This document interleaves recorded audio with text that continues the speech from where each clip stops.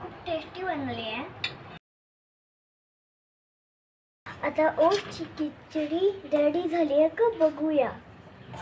Ready कशी, अजून मला थोडं मीठ घालायचं त्याच्यामध्ये, कारण मी शिजताना मीठ नाही घालत, शिजल्यावरती मीठ थोडंसं घालते, कारण थोडंसं मिठाचं प्रमाण हे पदार्थामध्ये असतं, तर जास्त आळणी होऊ नये ह्या अंदाजे मी ओट्समध्ये मीठ थोडं लेट घालते। तुम्ही बघू शकता आता ह्याला उकळी येत आहे।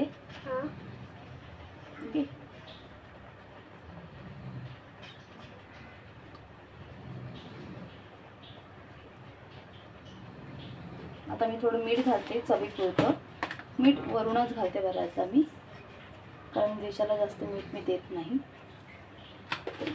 अंदाजे वरून थोडं मीठ घालते। आणि बघायला गेलात तर विशाची ओट्सची खिचडी विशासाठी रेडी झालेली आहे। विशाबरोबर हे मोठेही खाऊ शकतात, लहानही खाऊ शकतात, सगळ्यांसाठी। तसं तर ओट्स मोठे खातात, ओट्स थोडे जड असतात, पण ठीक आहे, लहान मुलेही खाऊ शकतात। तिला बऱ्याचदा आता वाढती भूक असल्यामुळे भूक लागते नाही का, म्हणून विशा आता बऱ्याचदा तिला भूक लागली की मी वेगवेगळं काहीतरी बनवतच असते, पण आज ओट्सची खिचडी तिला खाऊशी वाटली म्हणून ओट्सची खिचडी बनवली। चला आता दिशाच्या पोटातली आग पहिला विझवूया।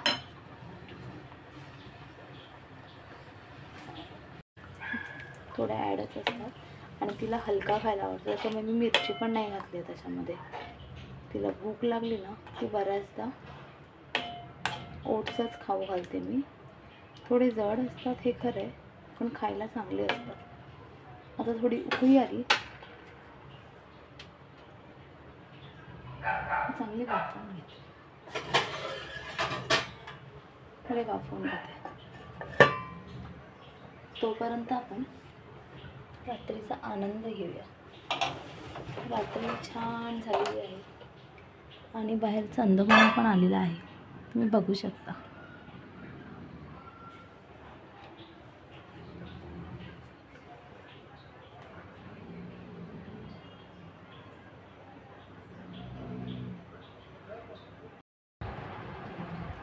फ्रेंड्स, खिचडी तयार झाली आहे, चला खायला या।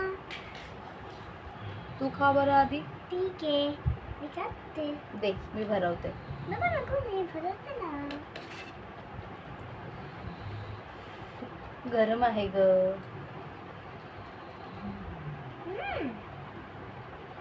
खूप टेस्टी बनली आहे।